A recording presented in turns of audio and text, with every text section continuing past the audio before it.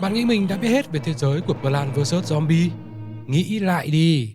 Tưởng tượng nhé, đầu Hà Lan không chỉ bắn từng viên đạn nhỏ mà còn có thể kết hợp với bom anh đào để phóng ra những quả đạn nổ tung trời. Hạt óc chó không chỉ để phòng thủ mà còn có thể nghiền nát lũ thây ma khi đang lăn lông lốc qua chiến trường. Và chưa hết, hoan thịt có thể phát nổ. Plants vs Zombie Fusion đã biến mọi quy tắc thành quá khứ, đưa vào những cơ chế ghép cây điên rồ nhất mà tôi từng nghĩ tới. Mỗi màn chơi là một cuộc thử nghiệm, nơi tôi phải tìm ra những tổ hợp mạnh nhất để đối đầu với đội quân zombie ngày càng hùng hậu. Zombie đội mũ kim cương, trang bị sắt thép, bom đạn ngập tràn. Chúng tưởng có thể đột phá được phòng tuyến của tôi sao? Hãy cùng theo dõi và khám phá trong video này nha. Ngay sau khi bắt đầu, game đã giới thiệu cơ chế cốt lõi, đó là ghép cây. Hoa hướng dương ghép với đậu Hà Lan cho ra đậu mặt trời. Cùng phần thưởng là 3 cây đậu nữa do là làm lần đầu tiên. Kết hợp 2 cây đậu Hà Lan cho ra đậu tiểu liên, 3 cây ra đậu 2 đầu và 4 cây thành đậu súng máy. Những cây đậu vẫn bắn ra những hạt giống bản game gốc thôi. Tôi cũng có thể ghép 2 cây hướng dương để được hướng dương 2 đầu cho ra gấp đôi lượng mặt trời. Ngoài giữ khả năng tạo mặt trời rất hạn chế, đậu mặt trời còn làm thui chột luôn khả năng bắn đạn của đầu cây đậu khi tôi không thấy nó khạc nhổ gì cả. Khá là vô dụng. Màn đầu tiên là hướng dẫn nên mọi việc diễn ra khá trơn tru, dễ dàng. Toàn bộ zombie đều bị hạ gục. Để qua màn 2 với sự xuất hiện của bom anh đào cùng cơ chế mua cây với giá đắt hơn. Bom anh đào ghép cùng đậu Hà Lan nhận được đậu anh đào, bắn ra cục đạn hình cái mông chổng ngược, gây sát thương lớn hơn hạt cây đậu thường. Tôi vẫn có thể ghép thêm đậu để tạo đậu tiểu liên anh đào, bắn ra 2 cục đạn. Ghép thêm một cây đậu nữa cho ra đậu anh đào 2 đầu. Loại 2 đầu này sẽ bắn đạn ra 2 hướng.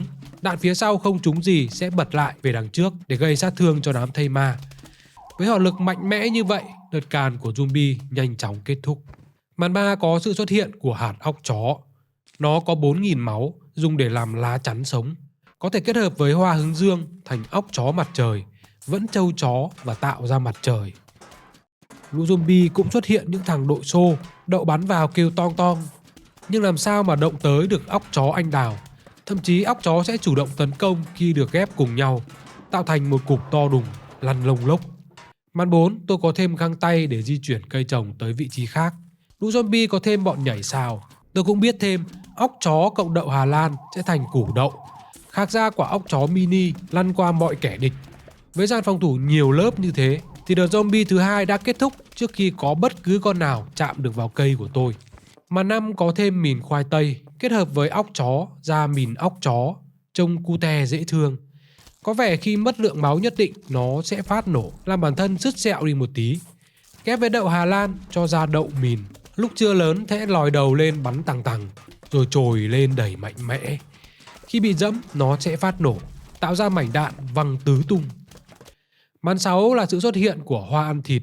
Nó sẽ gặm bất cứ con nào cách một ô trước mặt. Mỗi tội nhai nuốt hơi bị lâu. Ghép với hướng dương cho ra hoa ăn thịt mặt trời. Ăn zombie sẽ tạo ra mặt trời. Ghép với óc chó ra óc chó ăn thịt. Vừa ăn zombie vừa trâu bò. Ghép với mìn khoai tây ra mìn ăn thịt. Ăn zombie và phát nổ khi bị dẫm lên. Ghép với bom anh đào cho ra hoa ăn thịt anh đào.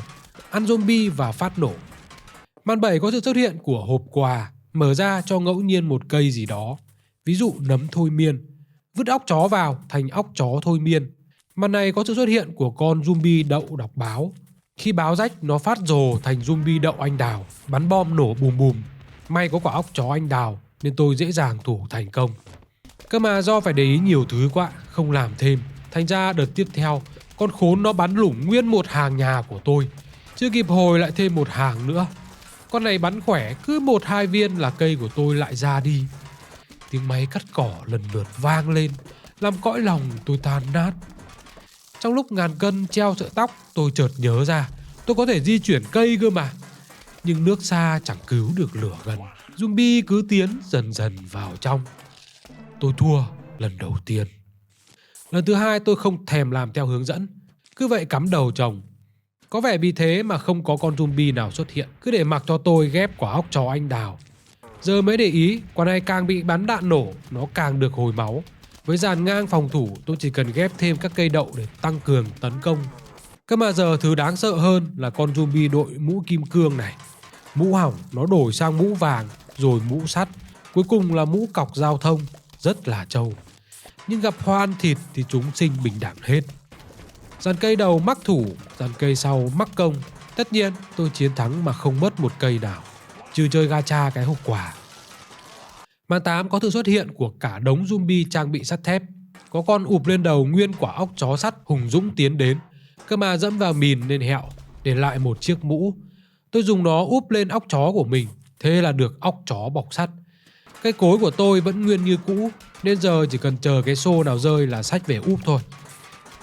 Gần tới đợt càn thứ 2, toàn bộ óc chó đã được trang bị đầy đủ mũ giáp. Tôi cũng có thể úp xô lên cây đậu, nhưng nó lại không nâng cấp được thêm. Thành ra là cho lên đầu tuyến đấm nhau cho sướng. Khỏe thế này thì tất nhiên tôi chiến thắng rồi. Màn 9 xuất hiện thẻ nâng cấp óc chó cao, nhưng tôi không dùng vì phải lấy độc trị độc đám zombie óc chó anh đào. Phần chính là hỏa lực của tôi đủ để tiêu diệt giống zombie nhảy sào này. Mấy con đội mũ kim cương thì đã có cây ăn thịt lo. Để tôi chơi gacha hộp quà, dễ dàng chiến thắng. Nắng buông phía ngọn đồi xa, đêm về chập choạng, thây ma lại gần. Do là đêm nên tôi có thêm nấm nùn. Giá của nó là miễn phí, có thể đặt 3 cây vào một ô, rồi kết hợp với hoa hướng dương để tạo ra nấm mặt trời. Nhưng mà tôi kệ, vẫn trồng hoa hướng dương, rồi đem lũ nấm đấy ra tiền tuyến chiến đấu. Mấy cây nấm mặt trời có khả năng lớn lên theo thời gian, giúp tạo ra nhiều mặt trời hơn. Vì là ban đầu hơi ngu nên zombie gặm hết loạt cây phía trên. May mà cuối cùng vẫn chiến thắng. Màn 11 là sự xuất hiện của nấm mũm mĩm, có khả năng bắn xa tối đa 4 ô. Là biện pháp đặc trị cho bọn zombie cầm cửa sắt. Nỗi sợ hãi của lũ đi thành hàng vì đạn bắn ra có khả năng xuyên thấu. Màn 12 có thêm nấm thôi miên, chắc để trị con zombie bóng bầu dục này. Mặc dù bị chúng nó cắn cho tơi tả nhưng tôi vẫn giành chiến thắng cuối cùng. Màn 13 xuất hiện cơ chế túi phân bón, giúp một số cây trồng trở thành dạng trưởng thành ngay lập tức. Nhưng tôi thích kết hợp óc chó với nấm thôi miên hơn. Nó sẽ triệu hồi zombie sau mỗi 30 giây, đồng thời thôi miên zombie nào ăn nó. Mặc dù lớp phòng thủ đã rất chắc chắn rồi, nhưng tôi vẫn kết hợp óc chó với hoa ăn thịt để có thêm phần trâu chó. Con zombie được óc chó thôi miên triệu hồi khi chết sẽ biến ngẫu nhiên từ con to vật lực lưỡng đến con lèo khèo yếu ớt. Giờ tôi dùng thêm cả bom anh đào để giải quyết nhanh chóng hơn lũ zombie. Màn 14 xuất hiện nấm nhút nhát, giá 25 đồng, rất rẻ, có khả năng bắn xa. Còn nhút nhát thế nào thì tôi không biết, vì chả bố con nào chạm được vào nó cả. Màn 15 xuất hiện nấm băng và hoa lửa. Nấm băng rất xịn, giúp các loại cây khác có khả năng làm chậm và đóng băng zombie. Nhưng với sức mạnh bá đạo của óc chó thôi miên thì nó vẫn đang xếp hạng 2. Lũ zombie cũng có thay đổi khi xuất hiện zombie vũ công nhảy sào. Mỗi khi nhảy thành công, nó sẽ gọi ra 4 con nhảy phụ nữa. Cực kỳ khó chịu, vì lũ khốn đấy mà cây cối nhà tôi vụ này tan nát hết cả.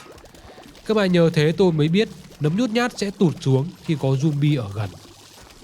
Màn 16 có nấm hủy diệt, nhưng tôi không quan tâm lắm, vì bận chơi nấm mũm mĩm băng, bắn ra bong bóng băng làm chậm kẻ địch. Nhưng gặp nguyên một đám nhảy sào nên phải chơi hạng nặng mới thoát được. Nhưng mà chúng nó cứ kéo đến từng đàn từng lũ, khiến tôi bị lủng liền một lúc 2 đường. Lúc sau còn xuất hiện cả Michael Jackson, liên tục gọi lũ nhảy sào. Bọn nhảy sào lại gọi thêm lũ nhảy phụ, nên thành ra phải chơi bom nguyên tử mới tiêu diệt được. Đợt cuối có thêm một hàng nhảy sào tung tăng chạy tới. May bom nguyên tử của tôi đã hồi lại mới dẹp yên được mà giành chiến thắng.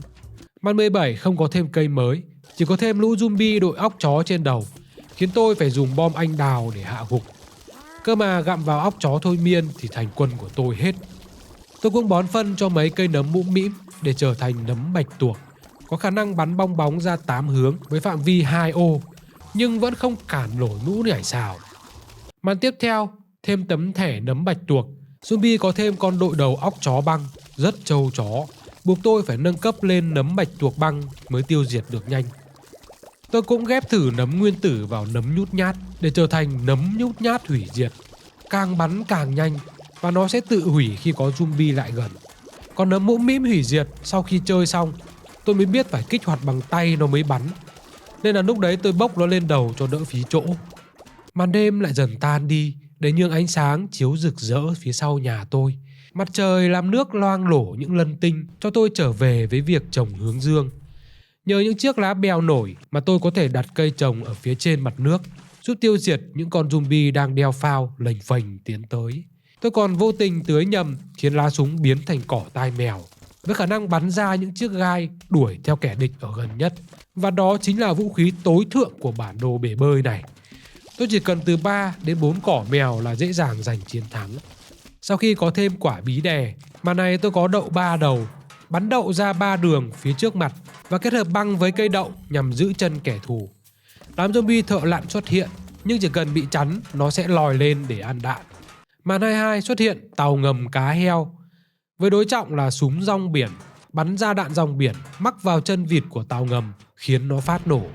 Nó cũng bắn đạn theo 3 đường phía trước, khiến trận chiến bây giờ trở thành tên bay đạn lạc tứ tung khắp sân. Màn 23 có thêm xe cày tuyết cùng quả ớt cho quân của tôi, nhưng tôi lại dùng quả bí đè để diệt cho nhanh. Quả ớt sẽ phát nổ gây cháy theo một đường thẳng, cơ mà gặp xe ở 4 đường thế này thì không ăn thua cho lắm. Màn 24 có thêm cơ chế chịu nhiệt, nôm na là những con bị đốt sẽ chịu sát thương lớn hơn. Khi chết nó sẽ phát nổ, lan sang những con bên cạnh, tạo ra một cuộc thảm sát. Cơ mà vũ khí tối thượng của tôi lại là cỏ đuôi mèo băng. Còn gì tuyệt vời hơn khi đã đả đạn băng mà lại còn biết truy đuổi. Phía sau cái chòi rách này có một thằng cứ thụt thò, thi thoảng sẽ ném cho tôi một túi phân bón để tôi có thể tiếp tục tạo thêm cỏ đuôi mèo băng. Khiến cái xe trượt tuyết mới cứng cũng không thể chịu được. Tôi còn kết hợp cả đuôi mèo lửa, giúp sát thương còn cao hơn nữa, khiến trận chiến bây giờ trở thành một chiều. Để chống lại mấy cái xe, tôi có thêm cây gai và gốc cây lửa, nhưng cũng không cần thiết lắm khi đã có cỏ đuôi mèo băng và súng rong biển. Gốc cây lửa sẽ đốt cháy những hạt đậu bay qua, khiến kẻ địch chịu thêm sát thương, còn cây gai thì chọc lốp khiến xe địch nổ luôn. Nhưng thật sự thì không có mấy cái xe đi tới được chỗ cây gai cả. Cây này còn có thể ốp sắt giúp nó bền hơn, gây nhiều sát thương hơn. Màn 27 tôi không còn được chọn quân mà phải lấy từng thẻ ở băng chuyền phía trên. Nói chung là có gì đặt nấy thôi. Mặc dù màn này có tơi tợn 4 đợt zombie càn, nhưng thật sự còn dễ hơn các màn khác vì không cần phải chờ trồng cây. Trận chiến khốc liệt kéo dài tới tận khi màn đêm buông xuống, với sự xuất hiện của nấm biển cùng màn sương mịt mù, khiến tôi không thấy cây vừa đặt ở chỗ nào. Tất nhiên dưới màn sương cả lũ zombie đang lừ lừ tiến tới, nhưng tôi không cần biết vì đã có cỏ đuôi mèo bắn đạn đuổi, ép thêm băng vào thì hết nước chấm. Căn bản là cả màn chơi này tôi không hề thấy rõ một con zombie nào cả. Màn 29 tôi có cây đèn lồng, phát sáng và xua tan mây mù. Nói chung là cho khán giả dễ nhìn thôi, chứ mấy cây cỏ đuôi mèo không hề để tâm. Lũ zombie đeo bóng bay đã xuất hiện, và nó sẽ lơ lửng trên cao. Đối trọng của nó là cây xương rồng, sẽ cho ra đèn xương rồng khi kết hợp với lồng đèn. Khi đủ ánh sáng bắn ra tia sáng chói lọi, gây sát thương rất lớn. Thôi màn này tôn trọng tác giả nên tôi trồng nguyên một đống đèn xương rồng. Màn 31 cây cối vẫn vậy, ngoại trừ việc tôi phát hiện ra lồng đèn có thể kết hợp với cây nấm biển. Thậm chí theo thời gian nó còn lớn lên được. Cơ mà phát sáng thì vẫn thế. Như đã nói, màn trước tôi trồng xương rồng để tôn trọng tác giả, chứ có cây đuôi mèo rồi thì bố con nào chúng nó cũng bắn hết. Nhưng mà hình như bọn này bay hơi thấp thì phải. Màn 32 có thêm tàu bay của lũ zombie và cỏ ba lá để thổi bay nó. Có cả con zombie hề phát nổ khi bị giật mình, kéo theo cả đống cây của tôi. Nhưng tất cả phải tắt nhạc khi gặp con cỏ đuôi mèo băng. Tất nhiên cả con tàu bay chưa kịp chui vào trong màn hình nữa. Tôi còn kết hợp cây gai với đậu 3 đầu, tạo thành cưa 3 đầu, phóng cưa xuyên qua địch và phá hủy xe cộ. Ném ớt để thành gai nhiệt, gây sát thương và thiêu đốt kẻ địch. Với cả đống chiêu trò như thế, cơ bản màn này là dễ. Cho đến màn tiếp theo, khi tôi gặp lũ nhảy sào, chúng nó hốt mất một cái máy cắt cỏ. Sau đó là lũ zombie thợ mỏ, đào đường rồi đột kích từ phía sau. May mà còn có cỏ đuôi mèo bắn rụng được, nhưng mà chúng nó nhiều, nên mỗi con liếm một cái thì cũng đớp hết mấy cây nấm của tôi. Mất thì tôi trồng lại, rồi lại dùng bom anh đào diệt đi bớt, để đám cỏ đuôi mèo dồn đạn bắn 2 con moi đất phía trên. Thật ra từ màn trước tôi đã có cây khế bắn đạn theo 5 hướng, giờ có thêm bí ngô để bảo vệ. Bọc như mặc bỉm thế này thì chúng nó có gặm đến mùa quýt. Nhưng tôi vẫn đặt quả khế vào để tôn trọng, giúp đội sản xuất an tâm công tác, không lo nguy hiểm tính mạng nữa. Màn 34 là tập hợp của lũ zombie đồng nát, nên tôi có thêm nấm nam châm cùng cơ chế liên kết tử tính, giúp nam châm liên kết với nhau, hút được sắt ở vị trí xa hơn bình thường. Tôi cũng có thể ghép nấm nam châm vào cây khác để đạt được hiệu ứng đó. Thế là lũ nấm của tôi đã trở thành dân buôn đồng nát, vì lúc nào cũng có gắn sắt ở trên đầu. Kết thúc buổi đêm này là màn lẩu băng chuyền, với thành phần chính là khế, xương rồng và một đống đèn lồng. Tất nhiên vẫn có cả đội đồng nát đứng chờ. Tạm tránh lối cửa sau, lũ zombie mò ra con đường mòn gập ghềnh cạnh nhà. Vì đất đai ở đây bạc màu nên tôi phải đặt những chậu đất thì mới có thể trồng cây lên được. Và có thêm cây mới, bắp cải. Nó sẽ cẩu đạn bay vào đầu kẻ thù, thứ mà cây đậu không thể làm được nếu trồng ở dưới thấp. Bắp cải gây sát thương cũng khá nhưng bắn rất chậm. Để tăng 50% tốc độ, tôi nâng cấp chiếc chậu trồng, giúp giải quyết zombie nhanh gọn ở màn này. Màn 38 tôi có thêm thẻ chiếc chậu, zombie thì có thằng nhảy lò xo, và số chậu cho sẵn cũng ít hơn. Do quên không lấy nấm nam châm nên thằng khốn lò xo nó nhảy bổ vào nhà, khiến tôi thua rất là nhảm. Cơ mà lượt sau tôi cho nó xuống đi bộ, thằng còn lại thì cho ôm bom, đồng thời bón phân cho cây óc chó lớn lên, chặn đứng luôn bọn khốn đó. Màn 39 là debut của bắp ngô, sát thương khá bé nên tí thì bị gặm mất. Bù lại có xác suất bắn ra cục bơ, dính chặt khiến kẻ địch đơ trong 4 giây. Chật vật một lúc, mất mấy cái cây tôi mới phát hiện ra bắp ngô và bắp cải kết hợp sẽ thành ngô bọc cải. Vừa bắn đau, lại vừa ra cục bơ to đùng, lại còn nảy qua cái đầu kẻ địch khác được. Sau khi ghép hết lại, lũ zombie không còn bước được quá 2 ô nữa. Màn tiếp theo có thêm củ tỏi, nhưng tôi không dùng đến.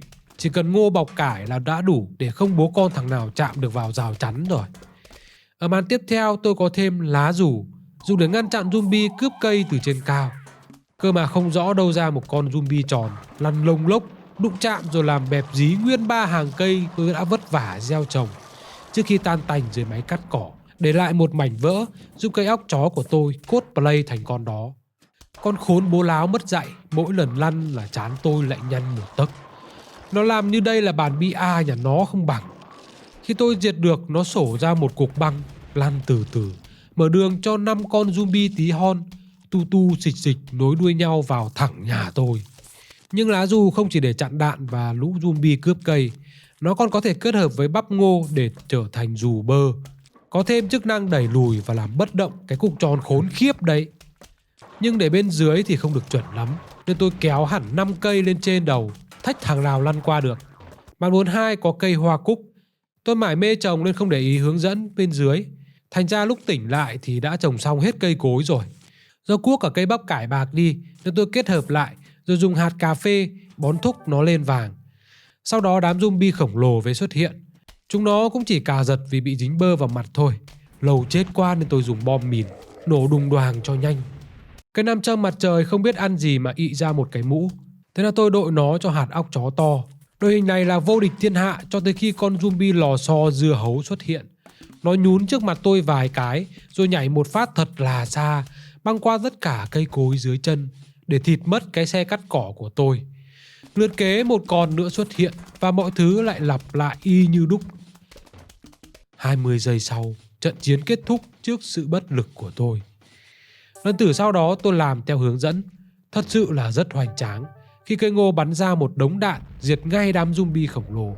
Nhưng vào thực chiến thì không có tác dụng gì cả. Tôi buộc phải dùng bom anh đào để diệt mấy con lò xo dưa hấu, rồi kích hoạt chế độ làm chậm để trồng hoa ăn thịt đớp con khốn. Chiếc máy cắt cỏ cuối cùng ra đi mang theo chút niềm tin còn sót, nhưng tôi không bỏ cuộc. Thay thế những cây hoa hướng dương bằng hoa ăn thịt, quyết chiến đấu đến hơi thở cuối cùng. Từng con lò xo nằm gọn trong bụng hoa ăn thịt, mang niềm hy vọng quay trở về, và suýt nữa rơi sạch nếu như tôi không kịp trồng thêm cây nữa. Sao mà chiến thắng này lại vất vả thế? Màn sau không còn thấy con đấy nữa, mà có thêm cây dưa hấu, bắn ra quả dưa hấu to đùng, gây sát thương lớn hơn. Lượt can đầu chưa đủ cây nên vẫn phải dùng ớt để dọn. Nhưng đến lượt thứ 2, lũ zombie chỉ còn nước chôn chân tại chỗ trước sự xuất hiện của dưa hấu phết bơ, bắn ra quả bơ to vật, làm tê liệt hệ thống tâm thần của bọn zombie. Cùng với dưa cải khiến trái dưa nảy thêm một lần nữa. Thế là dù đám zombie có đông đảo nhưng cũng phải bái chào ở ngay vạch xuất phát. Màn 44 xuất hiện công thức ghép 2 bắp ngô sẽ thành pháo ngô. Mất thời gian để lên đạn nhưng sát thương thì vô cùng lớn. 2 cây chấn hai bên thì con người máy khổng lồ sẽ tan tành sát pháo. Mỗi tội là phải ngắm bắn thủ công nên nhiều khi hay quên mất. Lúc nhớ thì quên để ý, nên con zombie bắn mìn nó thịt luôn một hàng cây xanh tốt để băng băng tiến tới hốt luôn máy cắt cỏ của tôi. Thiệt hại đấy tạo ra phản ứng dây chuyền, kéo theo suy yếu cả hàng phòng thủ. Cho đến khi trồng được lá cây dù, chặn đạn của con zombie bắn mìn, sau đó xây dựng lại lực lượng, đem chiến thắng về phe ta. Chốt hạ bản đồ này là món lẩu băng chuyền. Giờ tôi có thêm dưa hấu băng để tăng cường phòng thủ, nhưng vẫn còn lò xo dưa hấu khốn nạn lấy mất xe cắt cỏ của tôi. Sau đó dưới hỏa lực mạnh mẽ, nó chỉ có thể nhún được vài bước trước khi nằm xuống. Chiến thắng lần này lại đi mất của tôi 3 cái máy cắt cỏ.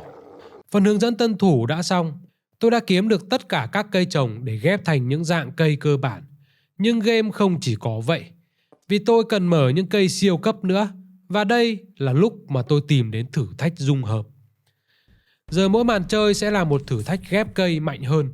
Công thức đầu tiên là đậu, bom anh đào, thêm một lần bom anh đào nữa, cho ra siêu đậu anh đào, bắn ra quả đào phát nổ. Tuy nhiên bắn khá là chậm và không thể nâng cấp lên để bắn được nhiều đạn hơn.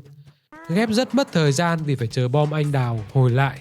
Đối trọng là mấy con zombie đầu gắn siêu bom anh đào bắn thủng hàng phòng thủ của tôi liên tục. Mãi tới khi dựng được hàng óc chó anh đào phòng thủ thì mới đấu lại được chúng nó. Màn tiếp theo là công thức yêu thích nhất của tôi. Đậu cùng hạt óc chó và hoa ăn thịt tạo ra con quái vật có khả năng gặm đầu zombie để hồi máu, rồi khạc đầu địch lăn theo đường thẳng. Sát thương vừa to, da thì dày, lại còn hồi máu nữa. Kết thúc hướng dẫn tân thủ, tôi có thêm cây mới. Tên tiếng Tàu nên tôi cũng không biết chữ nào mà dịch. Cách chiến đấu của nó là xoay tròn, gây sát thương liên tục khá là lớn luôn. Nếu ghép với chính nó sẽ mọc ra 2 đầu, phóng ra bông hoa bay lung tung. Cho vào thử nghiệm thôi, chứ với mấy cây gặm kia thì game đã trở thành dễ. Công thức ghép tiếp theo là nấm tình yêu. Ghép từ nấm nhút nhát, mũm mĩm và thôi miên. Bắn ra quả bong bóng, gây sát thương lớn và có xác suất thôi miên kẻ địch. Con nào đớp chúng sẽ lập tức bị thôi miên, đồng thời mất luôn tác dụng. Thực sự thì tôi không ưng cây này tí nào. Tiếp theo, ghép nấm mũm mĩm, nấm băng và nấm nguyên tử để tạo thành nấm xịt băng hủy diệt. Bắn ra làn đạn nổ, xuyên 3 mục tiêu và làm chậm. Cũng khá là mạnh. Kết hợp với cây ăn thịt kia thì vô địch ở màn này. Công thức ghép tiếp theo là gốc cây lửa với 2 lần quả ớt. Giúp đốt cháy, tăng sức mạnh cho những viên đạn bay qua. Cũng đáng để thử nghiệm trong một vài trận đánh dễ. Cây dưới nước cũng không chịu kém cạnh khi có tay súng rong biển lớn. Bắn ra đạn rong biển cuốn bí đè này tưng tưng trên mặt nước cũng không cần thiết lắm, vì bọn zombie dưới nước không có con nào quá khủng khiếp cả. Nhưng công thức tiếp theo là thứ tôi tin dùng. Sao thiên thạch. Ghép từ khế, nấm nam châm và lồng đèn. Ngoài khả năng bắn ra những ngôi sao, thi thoảng chúng sẽ triệu hồi thiên thạch, gây ra một vụ nổ khổng lồ diện rộng. Cơ mà lúc này tôi không biết làm sao để những ngôi sao bay lơ lửng phóng về phía địch như bây giờ. Với siêu bí ngô ghép từ xương rồng, bí ngô và cỏ ba lá, tạo thành một cục tròn bay lơ lửng, bắn ra gai. Tôi không có gì đánh giá cả, chỉ dám lẳng lặng cho qua. Trên mái nhà có cách ghép cây mới, cẩu salad. Ném ra một bọc rau quả, một hit chết con zombie thường. Ghép từ dưa hấu, bí ngô và bắp cải. Ván này quên mang theo lá dù nên bị bọn cẩu nó bắn nát cả nhà cửa. Cây này sát thương to nhưng bắn chậm quá, không ưng cho lắm. Tiếp theo là toản hoa tán, cây lá dù nhà giàu, đỡ xong tip cho 2 xu, còn lại không có gì đáng chú ý cả. Trong lúc chiến đấu tôi cũng nhặt được khớ khớ mầm cây, đem vào nhà tưới nước bón phân, đổi lấy tiền. Chả biết tiền để làm gì, nhưng mà có thì cứ vớt đã. Các công thức siêu cấp đã xong, giờ tôi cần tìm những công thức tối thượng, và nó sẽ không có trong sân nhà tôi. Bởi vậy tôi cần cầm chìa khóa lên, lái xe đi lang thang để khám phá những khu du lịch, nơi đó có thứ tôi cần. Màn đầu tiên là liên pháo anh đào, bắn ra một loạt đạn nổ liên tục. Ghép từ súng máy hoa anh đào và đậu anh đào. Mỗi tội không bắn được mấy con bay trên trời. May mà bao tay chuyển cây không cần chờ hồi nữa. Công thức ghép này cơ bản nên làm cũng khá nhanh. Tôi nhanh chóng có được 5 cây, trấn giữ 5 hàng, sẵn sàng bắn nát mọi kẻ địch. Xong xuôi tôi thêm ít sao thiên thạch. Giờ mới thấy những ngôi sao bay lượn xung quanh, nhìn sướng hết cả mắt. Sau đó đeo bỉm bí ngô, dán thêm xương rồng vào cho máu, khiến cho lượt càn cuối cùng kết thúc trong chưa đầy 5 giây. Khu du lịch đó còn có cây hỏa độc bí đao. Biến đạn đi qua thành quả bí đao lửa, gây sát thương rất lớn, đồng thời triệu hồi thêm bí đao lửa trên đường đó. Chẳng mấy chốc, bí đao lửa đã chiếm hết chỗ trống, sẵn sàng đè bẹp bất cứ kẻ nào dám xâm phạm. Kết hợp thêm thiên thạch nữa để quét sạch tất cả. Tôi ở đó đến tối để học ghép nấm công chúa. Cứ 30 giây sẽ triệu hồi ra một con zombie rất khỏe. Công thức chỉ là 2 cây nấm thôi miên. Và sau đó là một trận chiến mịt mù, đến mức tôi không nhìn thấy thẻ cây mà đặt. Con này ghép rẻ mà xịn thật sự. Tối hôm sau tôi học cách ghép hàn diệt linh từ nấm xịt nguyên tử và nấm thôi miên băng, phóng ra liên tục bong bóng, làm chậm và thôi miên tất cả kẻ địch cùng hàng. Trong khu sân sau, tôi học ghép cây thanh long từ phi thiên thanh long và hoa ăn thịt anh đào, cắn địch hồi máu rồi phun ra đạn anh đào. Cho đứng lên hàng đầu thì chấp luôn cả ngàn quân địch. Thấy giỏi quá nên chủ khu du lịch cho tôi kết hợp tất cả những cách ghép đã học được vào một trận đấu. Thế là zombie có khi còn chưa kịp dẫm một chân qua vạch đã đi luôn rồi. Phần thưởng của màn trình diễn là cách ghép sao thiên thạch xương rồng, được ghép từ sao thiên thạch và xương rồng nam châm. Nó bỏ qua luôn việc bắn lẻ từng viên mà chơi luôn thiên thạch dội xuống mỗi 20 giây. Những sao nhỏ đó sẽ tự tìm mục tiêu để tấn công, dồn dập liên tùng tục. Tới lúc tôi cũng không biết là mình đang chơi cái thổ tá gì nữa. Kế tiếp là đạn pháo tuyệt diệt, ghép từ nấm băng hủy diệt và nấm bạch tuộc băng. Phun làn xương tuyệt diệt ra 2 block xung quanh nó, sát thương siêu lớn. Mỗi tội là bị mất điện nên nhìn được có mỗi một góc. Công thức tiếp theo là bí ngô cơ giáp. Nó điều khiển mấy con đon đi bắn kẻ địch, trông rất là ngầu. Mỗi tội nó ghép từ cái gì đó mà tôi không có công thức, nên đành ngồi ngắm sao trời. Công thức ghép cầu salad và dưa độc sẽ được độc lan đế, cẩu một đống củ tỏi vào mồm địch, gây sát thương độc theo thời gian và làm chậm. Đôi khi nó sẽ lém liền lúc vài phát, đôi khi lại chỉ có một phát. Nhưng để chiến thắng thì vẫn phải nhờ mấy cây thanh long. Công thức tiếp theo tới từ pháo bí ngô, ghép với nấm băng nguyên tử. Loại này phải tự căn mà bắn và chờ hồi cây rất lâu để ghép nên tôi chê. Đấy là còn chưa kể già cả, chân tay chậm, không kịp mà ghép nữa. Được cái là sát thương và phạm vi nổ không cây nào bằng. Tiếp theo là bọn ô dù, đỡ đạn rồi ném về phía địch. Xong bo cho ít tiền lẻ. Tôi không thích cái bọn ô dù nên cho qua. Hỏa bộc 3 đầu có được từ việc thiêu cháy đậu 3 đầu 3 lần. Bắn ra 3 viên đạn lửa theo 3 đường. Khi chết nó sẽ thiêu đốt cả bản đồ. Ghép lâu mà hơi yếu đuối nên chê tiếp. Nấm Cupid, bản nâng cấp của nấm tình yêu và nấm nam châm thôi miên. Thỏa mãn được điều kiện là hút được sắt vụn thì mới mạnh, chứ bình thường thì chỉ đáng vứt giọt rác. Công thức tiếp theo toàn chữ tàu nên tôi không biết làm thế nào cả. Chỉ thấy nó là bản nâng cấp của cỏ đuôi mèo, bắn ra 2 cái gai rồi gọi đon bắn một loạt đạn trông rất là ghê gớm. Mà này vẫn là thanh long và sao nhỏ gánh tem. Cuối cùng là cỗ máy siêu tối thượng, bắn loạt đạn mỗi viên gây 120 sát thương. Vẫn là chữ tàu nhưng mà có số nên tôi đoán vậy. Mải mê mò công thức nên lỡ để thua mất một lần. Tuy nhiên khi vừa vào, game đã bắt tôi chọn 5 cây này, cộng với số đạn một đống trên cỗ máy kia, nên tôi nhanh chóng ghép 3 cây đậu cùng củ khoai tây để nhận được tấm thẻ của cây súng máy, rồi kết hợp nấm băng cùng ớt, nhét vào để có chiếc chiến xa tối thượng. Xong là bị cái xe cào đè bẹp, rồi bị lũ nhảy xào xông vào nhà. Cứ chăm chăm vào con xe đấy thì chỉ có nát, nên tôi gọi ra sao nhỏ, rồi di chuyển cỗ máy đi bắn mọi nơi. Và chơi ở chế độ chậm để tránh đột kích từ anh Michael. Bởi nếu không anh sẽ phi vào sân với tốc độ bàn thờ. Kết hợp thêm là mấy anh thanh long đứng chắn nữa. Chơi kiểu này hơi bị hèn nhưng được cái an toàn. Ấy vậy mà vẫn bị thả nhầm hàng, phải đem sao nhỏ đi tạm né. Mãi tới gần cuối màn tôi mới chế được một con xe nữa, để hai anh em chia nhau tiêu diệt địch, đem về chiến thắng vất vả nhất cho tới giờ. Vẫn còn một vài cây mới mà tôi chưa ghép được. Có nhiều cái vẫn để tiếng tàu, nên tôi tìm đến các phần chơi khác. Chỗ nào để hình cây tôi chưa có là click. Màn này chỉ cho tôi chọn 5 cây. Khi chọn sẽ nâng cấp trực tiếp những cây đang có trên sàn, sau đó phải ngoạc mồm ra chờ mặt trời rơi vào. Và có khi lại rơi ra từ zombie. Cũng may bao tay di chuyển ở màn này không phải chờ, nên tôi có thể di chuyển cây đến đường cần trấn giữ. Sau khi nâng lên thành nấm công chúa, mọi chuyện dễ thở hơn một tí. Nó sẽ triệu hồi zombie bị thôi miên để tôi bốc sang đường khác, Còn dễ hơn khi nâng bí ngô xương rồng lên bí ngô cơ giáp, gọi ra đòn bắn tia laser vào kẻ địch, sau đó đến hỏa bộc 3 đầu, nhưng vẫn phải nát bét khi gặp thằng khốn bắn đạn nổ và anh chàng Michael khốn nạn. Tiếp theo là thua bởi lũ nhảy lò xo. Mãi tới lần thứ 3 tôi mới có thể chiến thắng. Màn tiếp theo tôi vừa phải bảo vệ nhà, vừa phải bảo vệ cái cục tròn này. Ấy vậy mà ván đầu không biết, cứ đưa mặt nó ra chịu đạn. Cứ tưởng mọi thứ sẽ dễ dàng khi nâng cấp được đậu lên cỗ máy chiến xa. Nhưng khi ăn một cây đinh ba thì tan nhà nát cửa. Thấy không hợp nên tôi chuyển qua một màn khác. Khắm ở chỗ là nó chỉ cho dùng hạt óc chó lăn đi để tiêu diệt kẻ địch và một cây dù để đẩy quái vào một đường. Nhưng hạt óc chó hồi lâu nên đánh mất thời gian lắm. Thế là tôi đi trồng lúa. Những cây lúa có khả năng biến thành bất kỳ loại cây trồng nào. Khi tiêu diệt zombie sẽ rơi ra tấm thẻ để tôi đem đi cấy. Nhưng cây trồng cũng sẽ ngẫu nhiên biến đổi sau một khoảng thời gian. Thành ra tôi phải liên tục sắp xếp lại đội hình. Thế nên ván đầu bị bắn cho tan nát là điều đương nhiên. Để phù hợp hơn với lứa tuổi, tôi chơi ở chế độ slow motion. Nhưng thực sự là lực bất tòng tâm. Thôi khó quá thì mình chơi đập chum cho dễ. Nhưng mà như thế này thì hơi quá rồi.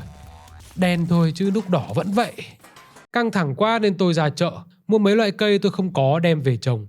Biết đâu sau này lớn lên tôi lại có luôn cái cây đấy vào đội quân của mình. Sau đó tôi đi học thêm cách ghép cây ở một vài màn nữa.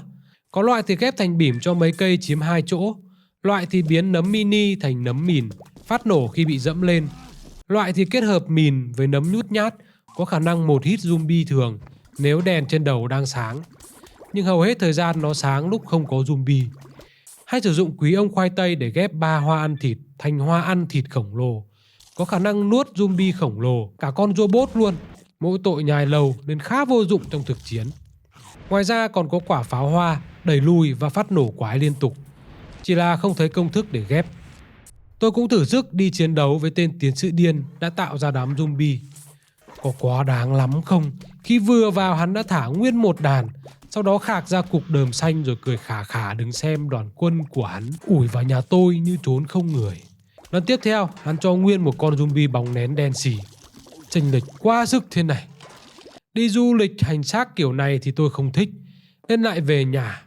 Lúc này trong sân nhà tôi, lũ zombie đã đào hẳn một đường hào.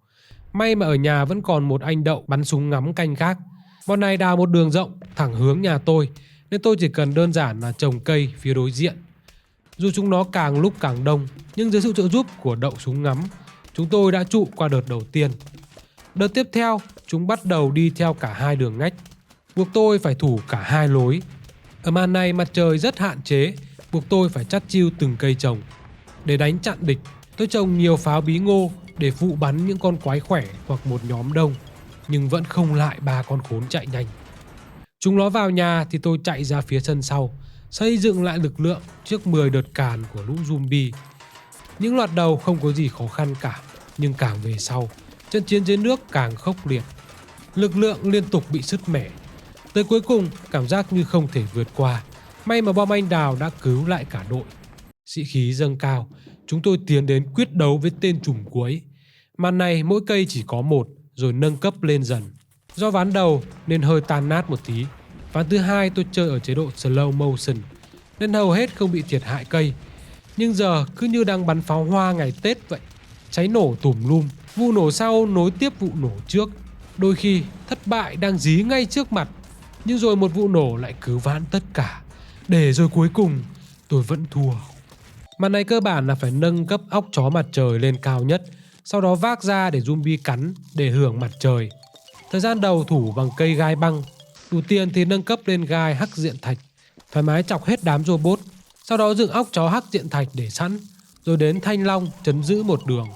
Tiếp theo là bí ngô cơ khí đặt ở giữa để nó tạo ra mấy con đon bảo vệ cây cối. Chừng nào bí quá thì đem óc chó đi lăn cứu vớt cuộc đời. Xong rồi nổ mất luôn cả bí ngô. Khi đã đủ, di chuyển bí ngô xuống dưới, chờ đòn xuất hiện tiếp. Thêm em nấm hủy diệt để bảo vệ phía sau. Cuối cùng là thêm bộ đôi bá đạo, lá dù đại gia và độc lan đế. Cây sau sẽ bắn đạn tung lên không trung để dù đại gia điều hướng bắn tới mục tiêu trên toàn sân. Cộng với bí ngô anh đào phóng ra bom, nổ tanh bành kẻ địch. Nhưng mà vẫn thua. Tin vui là sau 5 lần cháy cối, mọi thứ đã đi vào đúng quỹ đạo. Giờ việc duy nhất tôi cần làm là cho lá dù ăn hạt cà phê để nó phòi lên, đẩy hết mấy anh em Michael lùi lại. Cây nào hẹo thì nâng lại, thi thoảng lăn vài cục óc chó. Thế là cuối cùng tôi cũng được giáp mặt với con trùm tối thượng ở đợt càn cuối cùng. Dĩ nhiên phải chơi tất tay với nó để giành chiến thắng rồi. Vậy là chuyến hành trình của tôi trong Plants vs Zombie Fusion đã kết thúc. Một bản game hay của các anh Tàu mang lại cho tôi cảm giác như lần đầu mới biết chơi Plants vs Zombie. Xin cảm ơn các anh Tàu, xin cảm ơn các bạn và các hội viên đã ủng hộ kênh. Xin chào và hẹn gặp lại.